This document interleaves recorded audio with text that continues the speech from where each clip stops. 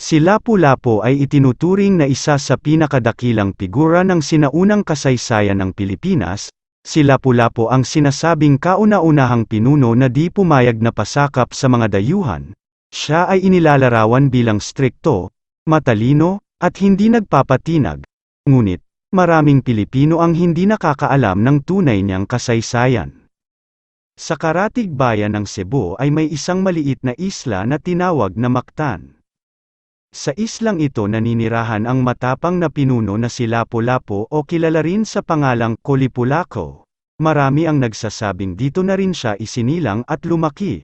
Bagamat hindi alam ang eksaktong petsa ng kanyang kapanganakan, siya ay anak ng mag-asawang Dato Kusgano at Inday Puti at may kapatid na nagngangalang Mingming. Si Lapu-Lapu ay isang makisig, matapang at malakas na lalaki. Natalo niya ang kanyang mga karibal sa puso ni Prinsesa Bulakna, na anak ni Dato Sabtano. Sila ay naging mag-asawa at nagkaroon ng anak na lalaki na pinangalanan nilang Sawili. Sa pagkamatay ng amang dato ni Prinsesa Bulakna, si Lapu-Lapu ang naging pinuno ng kanilang tribo. Humigit kumulang ay may 1,500 kawal si Lapu-Lapu, ang mga ito ay pawang gumagalang at sumusunod sa kanya. Dahil sa paningin ng mga ito ay karapat-dapat siya sa kanyang pamumuno. Nang dumating ang mga Kastila na pinamumunuan ni Ferdinand Magellan sa Cebu noong ika-7 ng Abril taong 1521, isa si Lapu-Lapu na nasa edad na 70 sa naging matatag ang paninindigan na huwag magpapailalim sa kapangyarihan ng mga Kastila. Tumanggi siyang kilalanin ang hari ng Espanya at sumunod sa mga gusto ni Naraha Humabon, Dato Zula at Magellan, na magbayad ng tributo sa ngalan ng hari ng Espanya at magpasailalim sa relihiyong Kristyanismo. Upang mapapayag siya ni Magellan na magpasailalim sa pamahalaang Kastila, inalok siya nito ng magandang posisyon ngunit hindi siya nasilaw.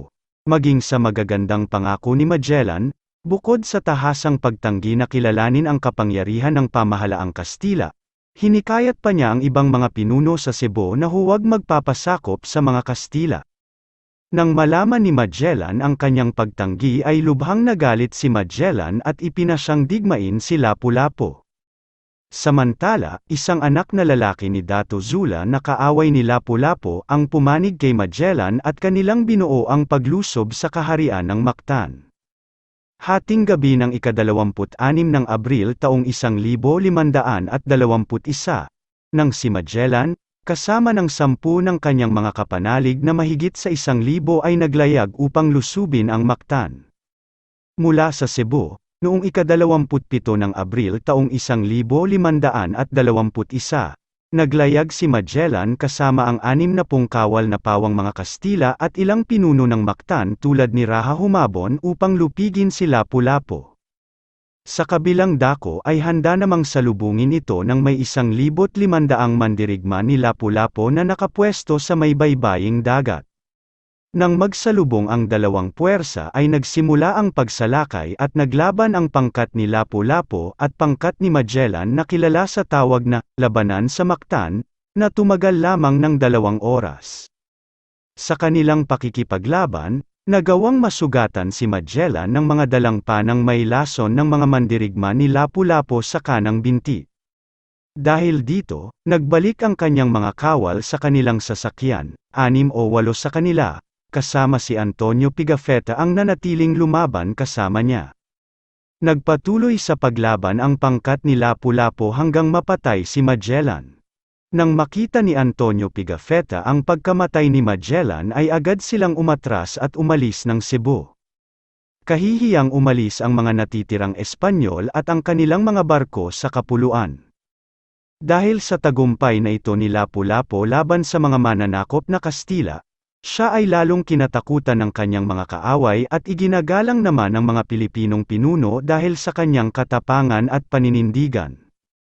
Walang nakakaalam ng tunay na petsa ng kanyang kamatayan, gayunpaman, ang kanyang pangalan ay mananatili sa isipan ng bawat Pilipinong nagmamahal sa kapayapaan.